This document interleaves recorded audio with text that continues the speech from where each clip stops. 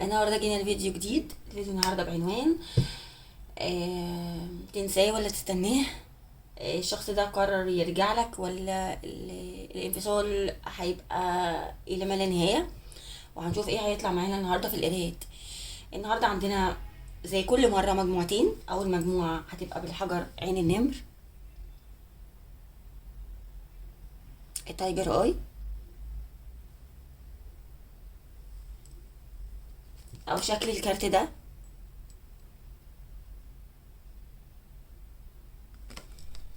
المجموعه التانية هتبقى بالحجر اللي باللون ده،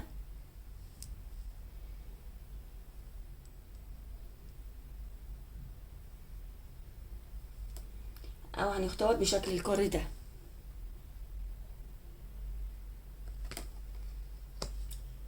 حطوا شخص في بالكم وانووا عليه الفيديو النهارده، وتريثوا في الاختيار ما بين المجموعتين، ونبدا على بركه الله. اهلا بيكم اصحاب المجموعه الاولى اللي اختاروا الحجر اللي بالشكل ده اللي هو اسمه عين النمر، التايجر اوي، او اللي اختاروا بشكل الكارد ده.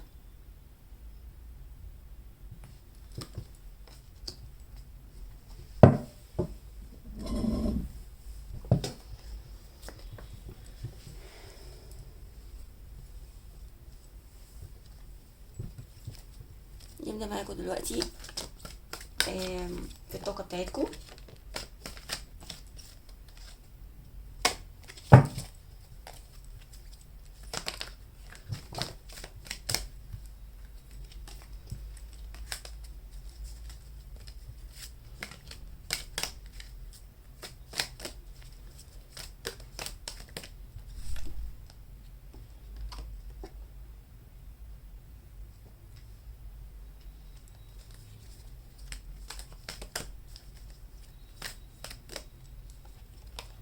انت قررت ان انت تنطلق للحياه وتاخد حقك منها، او تاخد حقك من الناس يعني. برج الاسد معانا النهارده في القرايه، وبرج الحوت. بس قررت ان انت كمان ما تقولش لحد انت ناوي تعمل ايه. تمام كده، انت ناوي تعمل ايه؟ غامض. ممكن تكون كمان ساكت.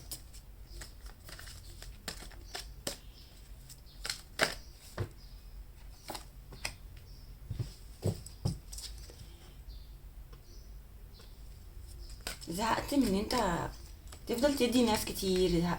زهقت وتعبت. وفي هنا نقدر نقول عليها طاقة، مش انتقام، ولكن انت عايز تدي الناس بحيث ان هم ما يكسروش عينك. تمام، بحيث ان هم ما يكسروش عينك.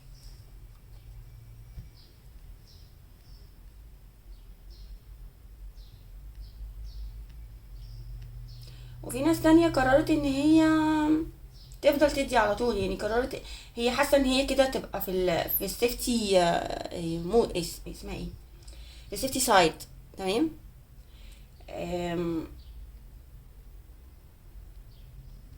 انت حاسس ان انت لما بتدي فانت كده الناس ما تقدرش تتكلم عليك. آه، فانت كده تكون زي ما قلنا في منطقة امان، او منطقة الراحة بتاعتك. برج الاسد ظهر معانا، لكن انت خايف من اللي جاي، خايف من اللي جاي، وبتدافع عن حاجة. يا بتدافع عن نفسك، يا اما بتدافع عن مبدأ، يا اما بتدافع عن حاجة هنا.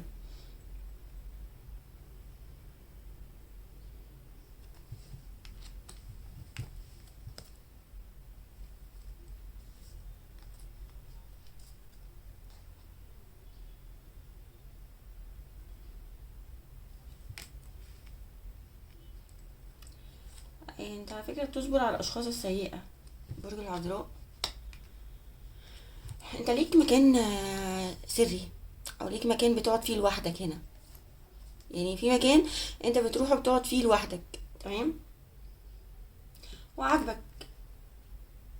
آه، انت مهتم بيها اكتر من التانية، او في شخص انت مهتم بيه اكتر من التاني.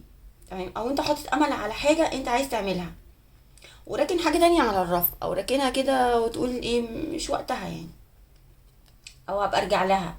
انت حاسس ان انت ضامن حاجة، ضامن حاجة هنا.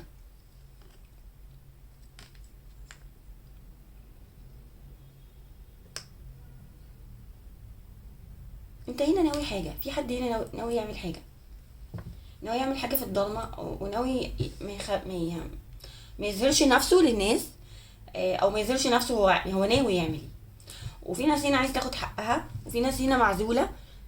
تمام، وبتفكر ممكن في علاقة.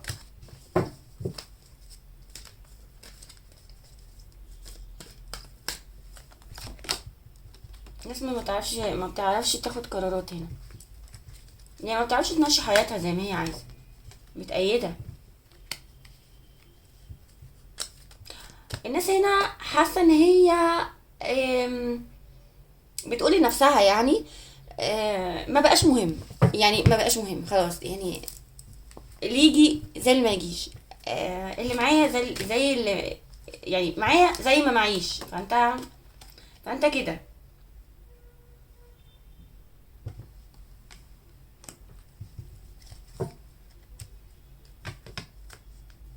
انت انت آه، محتاج حد، لكن انت مش لاقيه.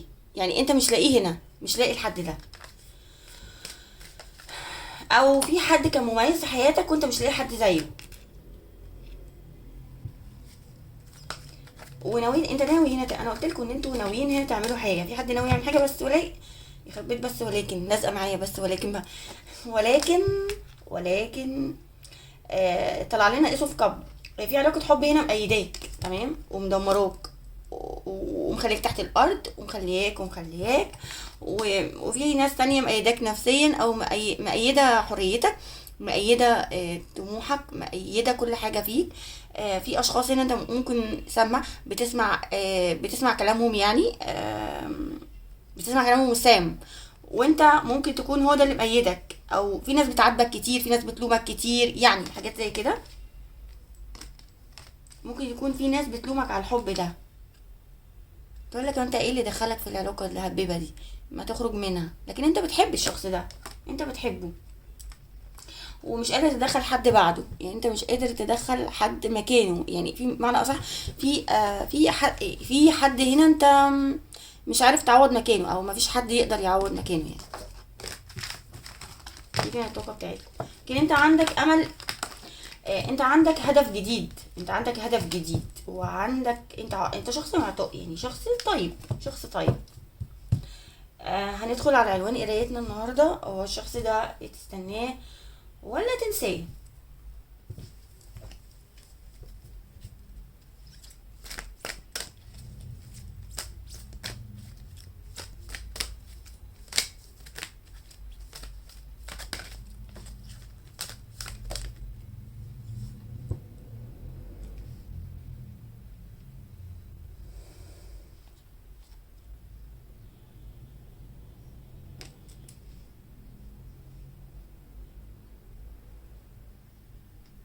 الشخص ده عايز يرجع لك.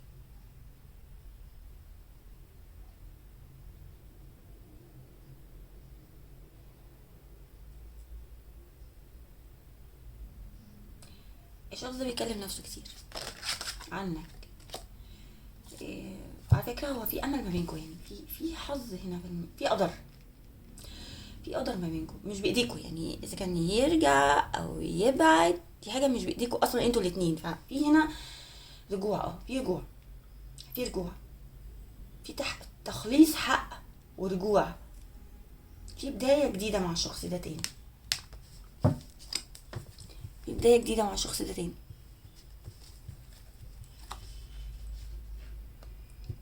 انتوا الاتنين بتحبوا بعض على فكرة،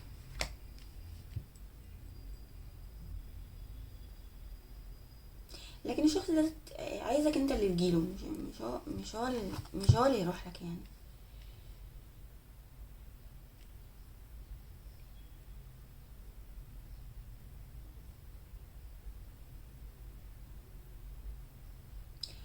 الشخص ده طموح جدا، لكن آم، مسيطر قوي، مسيطر، بيحب يسيطر.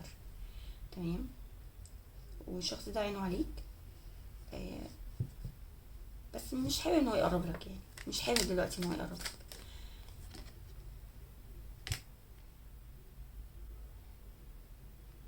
الشخص ده مش عايز يتطور روحانيا، ولا عايز يشوف الحقيقة، ولا عايز يعرف قيمة نفسه. برج الدلو ظهر، لكن الشخص ده واضح. ممكن يكون الشخص ده صرح لك بحاجات او قال لك كلام جارح يعني،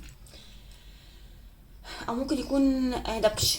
يعني ممكن يكون الشخص ده صرح لك باللي جواه، لكن بطريقة مش حلوة. الشخص ده على فكرة بيحبك، لكن آه لكن الشخص ده مش ناوي ان هو يعترف لك بده، او مش ناوي ان هو يصدق نفسه، او مش ناوي ان هو يصدق اللي جواه. ليه؟ لان الشخص ده خايف، وبيحاول يشتغل كتير. الشخص ده بيشتغل كتير جدا، والشخص ده خدوم، خدوم وبيشتغل كتير قوي قوي قوي، وعنده طموح على فكرة ان هو يكبر، يعني يكبر في شغله يعني. الشخص ده عنده علاقتين.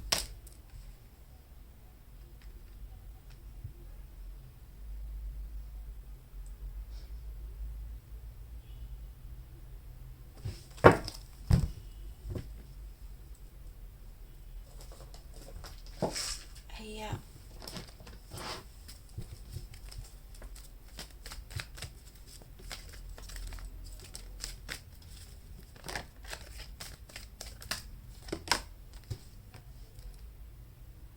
انت على فكرة متعلق بالشخص ده،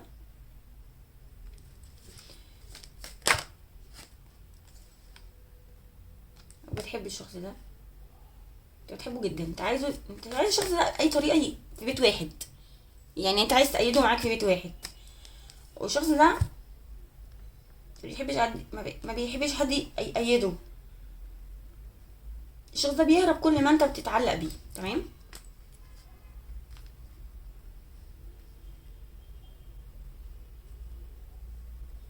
برج الاسد. انا عايزه اعرف ليه السرقه دي، او ليه الكارت ده. الشخص ده ممكن يكون حد ضحك عليه في فلوس يعني، او ابتدى مشروع جديد وفشل.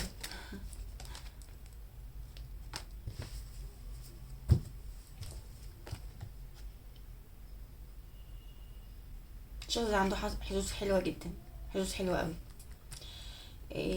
سؤالنا كان النهارده، تستناه ولا تنساه؟ الشخص ده راجع لك اصلا، راجع لك. تمام. الشخص ده راجع لك.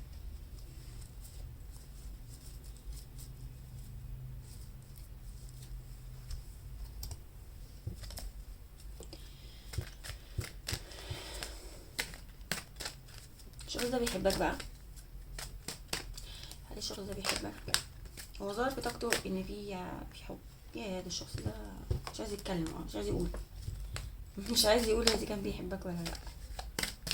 انت اتعلمت من الشخص ده حاجه، اتعلمت من الشخص ده غموضه، اتعلمت من الشخص ده انت ما تقولش كل اللي جواك، اتعلمت من الشخص ده ان انت تخبي نفسك، اتعلمت من الشخص ده ان انت تسهر كتير، او يعني تبقى في الضلمه اكتر.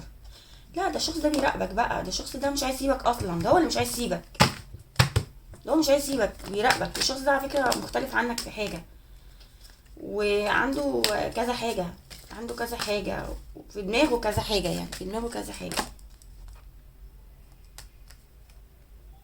الشخص ده بيحب الفلوس قوي، بيحب الفلوس. حد فيكم من الاتنين هنا قفل قلبه عن التاني، يعني قفل قلبه، مقرر ان هو يبخل عن التاني. في بخل هنا، في بخل، في بخل، في بخل في المشاعر. طب هل الشخص ده هو اللي بخيل في المشاعر؟ هل هو اللي بخيل؟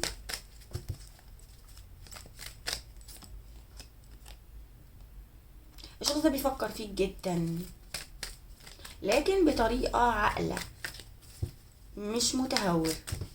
الشخص ده مش متهور، بس بيفكر فيك. الشخص ده بيعمل لك تخاطر، يا اما انت بتعمل له تخاطر. حد من الاتنين بيعمل تخاطر للتاني. تمام. الشخص ده بيفكر فيك، بيفكر فيك جدا. الشخص ده ممكن يكون بيعتبرك غامض، او انت غامض عليه يعني. الشخص ده مش ناوي اصلا يقولك ان هو بيحبك، ولا ناوي ان هو يجيلك، ولكن في صدف هتجمعكوا، او في قرارات غصب عنكم هتتاخد، مش منكم يعني، من القدر او من، يعني هو اعتقد ان القدر هو الصدف يعني. الشخص ده عنده الايجو يعني. اه الشخص ده بيبقى مبسوط جدا وبيحب يغيظك، الشخص ده بيحب يغيظك، او بيبقى مبسوط جدا لما انت بتبعت له بتبين له حبك يعني. بيحس ان هو يعني ايه، ان هو كده انتصر عليه، او ان هو كده مرتاح، مبسوط قوي، مبسوط ان انت اللي بتروح له، يعني لو انت بتبعت له. لكن الشخص ده عايزه اقولك ان هو بيفكر فيك. في رجوع ولا لا؟ في رجوع. المجموعه دي فيها رجوع، في رجوع، وممكن رجوع بارتباط، وممكن ناس هنا هتتطلق وترتبط بالشخص ده، او بتفكر في كده، او الشخص ده بيفكر في كده. وغالبا يعني ممكن يكون انت، مش هو. على فكره انت اللي بتحب الشخص ده اكتر منه، يعني بتبين له حبك، بتعبر له عن مشاعرك. تمام. طيب ناخد بقى رسالة من الشخص ده. رسالته ليك ايه النهارده؟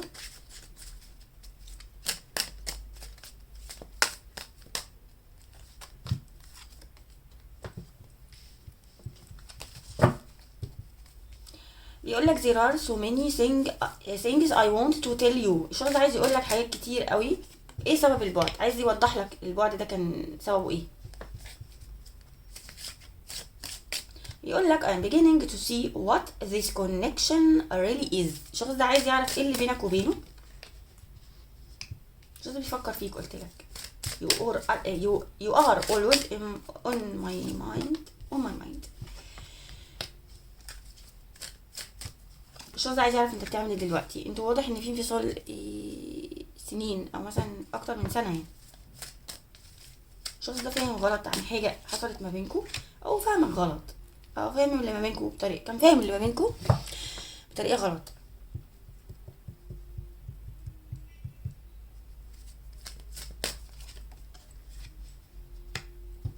الشخص ده عايز يكلمك تاني وعايز يجيلك. في رجوع يا فندم. I want to talk to you again. الشخص ده عايز يكلمك من اول وجديد تاني، عايز يكلمك من اول وجديد. في رجوع. المجموعه دي فيها رجوع، ومش بمزاجكوا، قلتلكوا لان في صدف كتير هتجمع ما بينك وبين الشخص ده.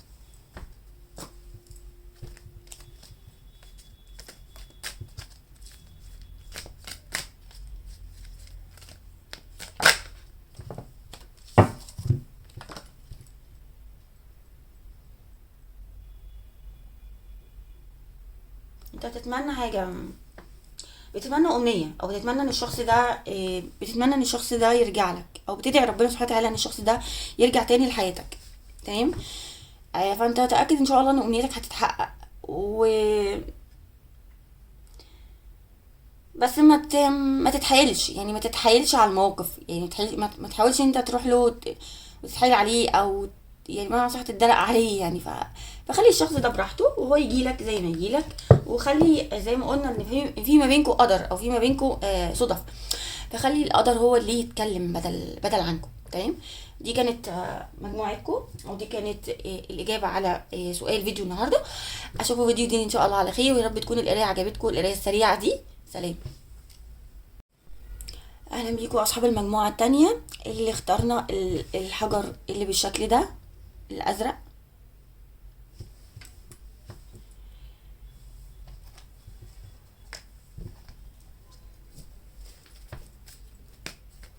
يلا بينا نبدا في الطاقه بتاعتكم.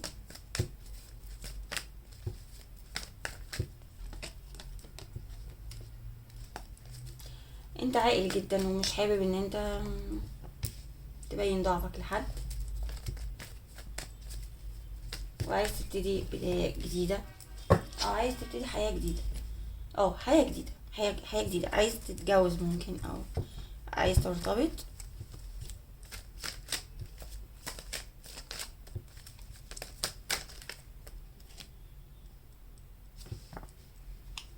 عايز ترتبط بحد غني. مش عارفة الكارت ده اتقطع لي. عايز ترتبط بحد غني، وكمان انت ناوي ان انت تبعت لحد.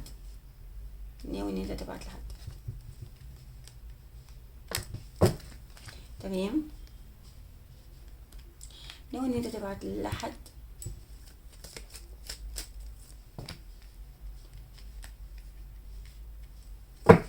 متعلق، انت متعلق بجوازة بقى، بس انت ناوي ان انت كمان تعمل تكست الشغل ممكن او لحاجة جديدة. تمام، او لحاجة جديدة. عندك امل ان انت تبتدي حياة جديدة جدا، انت عايز ده قوي، عايز ده قوي جدا، قوي جدا، قوي قوي، عايز ده قوي، انت عايز تبتدي حاجة. ده انت طالع لك الفور اوف ووند بطريقة انت عايز تحتفل بقى بنجاح، او عايز تحتفل مع شريك حياة. لكن انت، انا متأكدة ان في ناس من هنا متجوزة. برج السرطان، برج السرطان، انت مش حابب تقول العلاقة دي لحد، او مش حابب ان انت تبينها لحد. لا بالعكس، ده انت واضح يعني انت عايز انت عايز تعلن العلاقة دي، انت عايز تعلنها. وعلى فكرة انت مسافر لحد، او رايح لحد، او رايح لحد، وانت حاسس ان انت دلوقتي في امان مادي، او ان انت اتخلصت من علاقة رباعية، وحاسس ان انت دلوقتي في امان مادي ومبسوط، وحاسس ان انت رجعت اصغر، او رجعت طفل تاني يعني. لا، ده في حاجة هنا، في حاجة هنا. ten of ten of cup والفور اوف ووند. تمام. و ten of pentacle، انت في غنى هنا، او في ثراء يعني، او في جوازة لقطة، في حاجة هنا، في حاجة تخص جواز واطفال، او ان انت متقدم لك عريس بقى او عروسة يعني بقى. تمام. حد متقدم لك مثلا، او انت عايز ترتبط بحد يعني، انت هنا عايز تدخل في علاقة جواز، او انت فيها وعايز تعلنها. عايز تعلن العلاقة دي، او انت بتحب حد قوي، او في هنا توائم بقى، توائم روح يعني، في توائم روح عايزين يرتبطوا ويعلنوا العلاقة دي يعني، يعلنوها.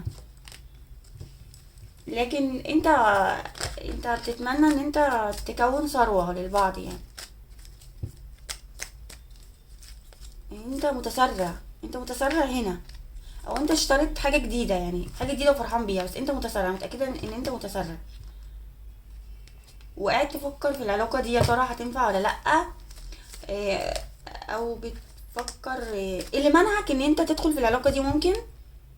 بنتكلم هنا عن علاقة عاطفية. هو انك بتحس ان انت عايز تنعزل في كل فترة والتانية، لكن انت فرحان بالعلاقة دي، عايزة اقولك ان انت فرحان.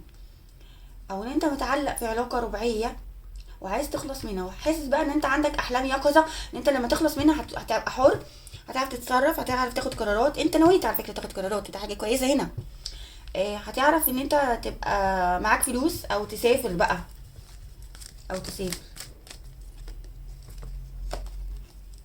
انت واثق من نفسك هنا، ان انت عندك شغل هيطلعك لفوق، او انت بتفكر في موضوع زي ما قلنا، موضوع اه ان انت تبقى شخص غني يعني، او شخص معاه فلوس.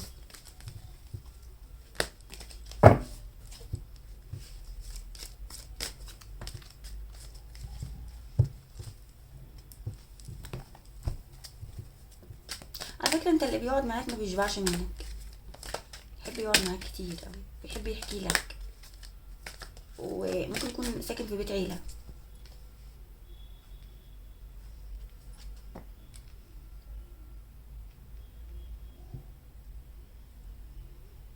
انت خدت حقك من حد، على فكرة انت خدت حقك من حد، انت خدت حقك من حد، وبقيت تدي كل واحد حقه.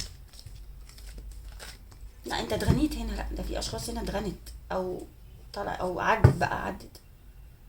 انت مشهور ممكن يعني، ما بتحس بشهرة ممكن، وعايز تحتفل مع اصحابك بالنجاح. انت حققت نجاحات كتير جدا على فكرة، انت الحظ معاك. انتوا ناس غريبة هنا، انت الحظ معاك دايما، انت انسان هنا محظوظ قوي، محظوظ، محظوظ في المادة.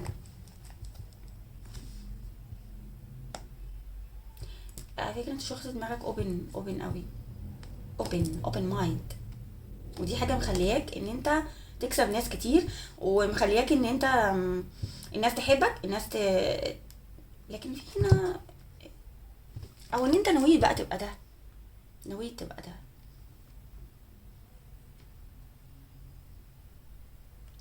حد وراك على فكرة، هو اللي سبب اللي خلاك تعمل، هو السبب اللي خلاك تمشي من علاقة سيئة، او هو السبب اللي بيوريك المستقبل. او انت بتروح لحد ممكن، يعني ممكن تكون تروح لعرافة او بتروح تقرا الطالع او بتقرا فنجال، فالحاجات دي ممكن تكون بتعملها. لكن في حد هنا انا متأكدة ان هو وراك، انت الحد ده بتثق فيه جدا، والحد ده بيوجهك. على فكرة الحد ده عنده تواصل روحاني مع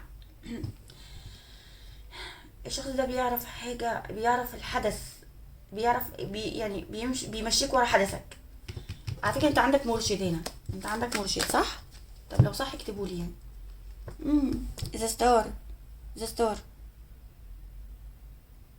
انت ليك علاقة بالسما، ليك علاقة بالنجوم، بالسما، برج الدلو ظهر. انت بتوازن على فكرة ما بين حياتك العملية وما بين حياتك العاطفية. لا ده انت شخص لا ده انت مستقصد بقى، يعني انت طالع من كل دك تن تن تن، ايه ده؟ تن اوف بنتكل. انت شخص غني هنا، انت معاك فلوس هنا، انت شخص مليونير مثلا داخل هنا. داخل تعمل ايه طيب؟ انت شخص هنا معاك فلوس يعني قولوا لي طب انتوا مين؟ انتوا مين؟ انت معاك فلوس كتير قوي. تمام. طيب احنا عايزين ندخل على الشخص اللي بالك. هل تستناه ولا تنساه ويتكل على الله كده وخلاص، كل واحد يروح لحاله، وده يبقى افضل في بعض الحالات يعني. تمام. الكوين اوف كاب. يا ده انت شخص، ده انت رومانسي بقى، ده انت رومانسي جدا. وكمان انت شخص بتحب على فكرة الحفلات الرومانسية، الحفلات الرومانسية. تمام. طيب آم، انت شخص جذاب جدا على فكرة، وانت عارف ده، انت عارف ان انت جذاب، وعارف ان انت بتجذب الناس ليك عن طريق الحب، وشخص بيدي كتير قوي على فكرة. انت شخص حلو، حلو هنا. انا شدني رقم 7 او 7، انت ممكن يكون لك علاقة بالرقم ده. الرقم 7 عموما رقم سماوي. لا انت مش اي حد هنا، لا ده انت بقى غني، انت معاك فلوس وواثق، انت واثق من نفسك قوي ان اي حد هيحبك. بس خلي بالك، ممكن اللي يحبك عشان فلوسك، بس انت بتكتشف الاشخاص دول اللي بيحبوك عشان مصلحة، ولكن انت قافل قلبك ومش حابب ان انت تفتح قلبك للحب، لكن واثق مليون في المية ان انت هتتحب. تمام. او ان انت محبوب بقى، ودايما عندك اعمال جديدة، يعني كل ما بتدخل في عمل على فكرة انت افكارك متجددة، افكارك حلوة، امشي فيها. تمام، امشي فيها. كمان انت بتعرف تنتهز الفرص كويس جدا. ممكن انت شخص تكون بتلعب بالبورصة او بتلعب بالاسهم، يعني الحاجات دي، وبتكسب منها يا فندم. والله اعلى واعلى. كمان انت مش عايز تدخل حد حياتك العاطفة، يعني انت مش عايز تدخل حد حياتك. طيب بالنسبة للشخص ده، احنا بنسأل عنه النهاردة، تستناه ولا تنساه؟ الحقيقة الشخص ده مش هيجيلك. ممكن يكون الشخص ده هو اللي اتغنى، او هو مثلا اللي شاف حياته، او عنده اختيارات كتير قوي. على فكرة عايزة اقولك ان الشخص ده بيراقبك من بعيد لبعيد. والشخص ده على فكرة ما دخلش في علاقة جديدة ولا حاجة غيرك. لكن بصراحة الشخص ده مش ناوي يجيلك، مش ناوي يجيلك. لا الشخص ده كمان، الشخص ده مش ناوي يجيلك، لكن عنده شغف في ان هو يقولك اخباره. عايز اقولك ان الشخص ده كمان عنده كذا حد غيرك، كذا حد غيرك، انت من ضمنهم يعني. لكن الشخص ده زعلان، او الشخص ده حزين جدا، حزين. الشخص ده حزين من غيرك، الشخص ده حزين من غيرك، ومش مقتنع باي علاقة يدخلها غيرك. الشخص ده محتاجك بس انا مش عارفة برضو، هو ظهر عندي ان هو قافل طاقته. ده في تبادل طاقات ما بينكوا بقى. مش لازم اتعلق بيك دلوقتي، لكن عايزه اقولك ان تعلق طاقي، مش تعلق مادي. بس الشخص ده على فكره حلو، حلو قوي، وبيحبك على فكره، بيحبك. الشخص ده واثق جدا ان انت اللي هتجيله، او انت اللي هتروح له، او انت اللي هتبعت له. لا ده الشخص ده متألم بقى، متألم. ايه ده؟ الشخص ده بيفكر فيك قوي، شكله بيحبك. ممكن يكون برج الميزان، بيحبك الشخص ده وبيراقبك. الشخص ده انت بقى اللي في علاقه ثلاثيه، او انت مع حد غيره. فالشخص ده قرر ان هو ما يسيبك، يعني يسيبك، او قرر ان هو، على فكره انت ارتبطت والشخص ده، انت ارتبطت ممكن، والشخص ده زعلان قوي، انت مدمر الشخص ده، انت مدمره، انت مدمر حياته، متعلق الشخص ده بيك. لا ده الشخص ده بيحبك قوي، الشخص ده بيحبك قوي قوي قوي قوي. ياه، شايفين؟ انت قلت كلام للشخص ده جارح، او جرحت الشخص، انت جرحت الشخص ده، جرحته، انت جرحت هنا الشخص ده. الشخص ده الشخص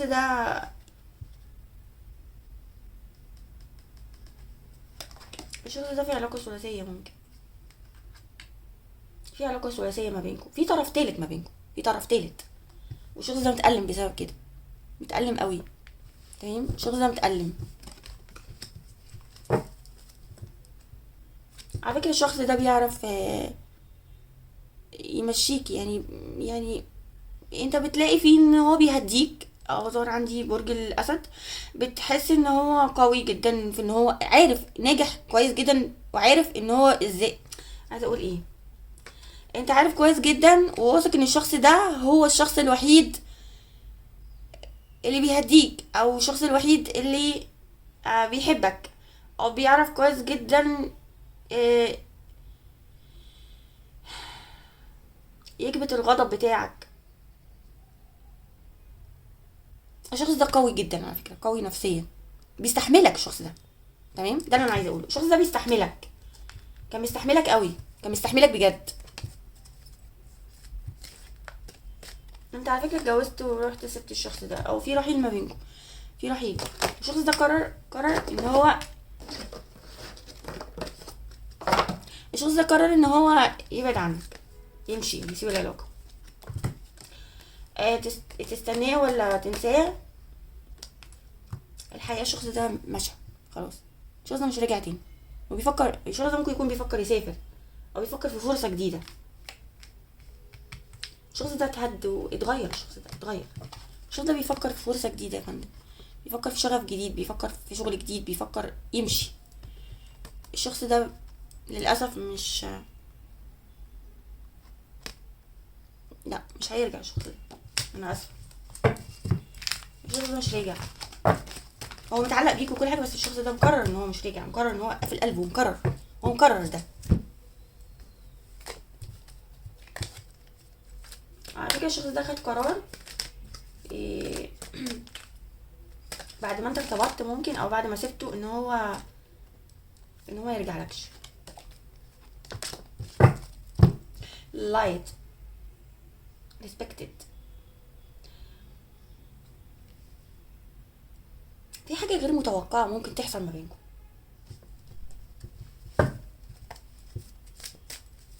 الشخص ده ممكن يرجع لك، في الطاقة دي لا صراحة، في الطاقة دي لا، بس انت خلي عندك امل ان هو يرجع لك، انت عندك امل في ده، انت اللي عندك الامل ده، عندك الشرارة وعندك اللايت، تمام، ان هو يرجع لك.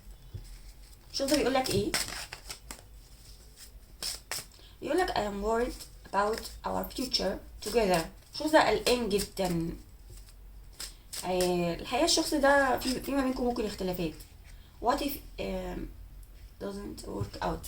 الشخص ده خايف ان علاقتكم ما تنجحش، او خايف ان هي ما تتوجش بالزواج، او خايف من العلاقة الثلاثية، في خوف هنا. personal you take my behavior respond personally. بيقول لك ما تاخدش كل حاجة على قلبك، يعني ما تاخدش كل حاجة بطريقة شخصية يعني. I'm working through some personal stuff. الشخص ده ممكن يكون الشخص ده بيتغير في شخصيته، تمام، بيتغير في شخصيته.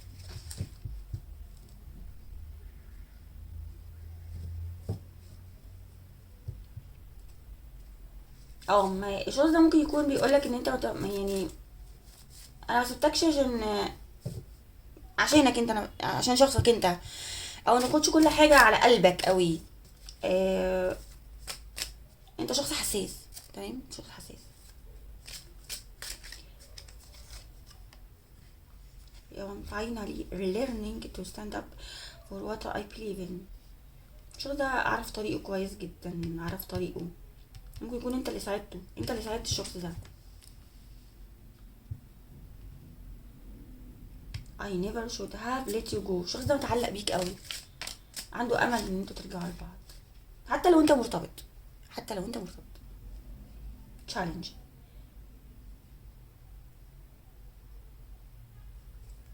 عنده تحديات الشخص ده كتيرة جدا.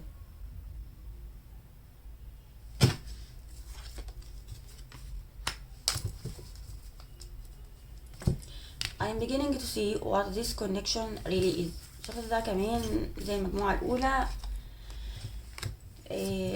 عايز يعرف هو بيفكر فيك ليه، أو بيحن ليك ليه. الشخص ده ممكن يكون بيحن ليك عشان طيبتك مثلا، عشان انت طيب، عشان انت لطيف، عشان انت ظريف يعني. بس دي كانت القرايه بتاعتكم يا اصحاب المجموعه التانية. شكرا لكم، واشوفكم فيديو جديد ان شاء الله على خير. سلام.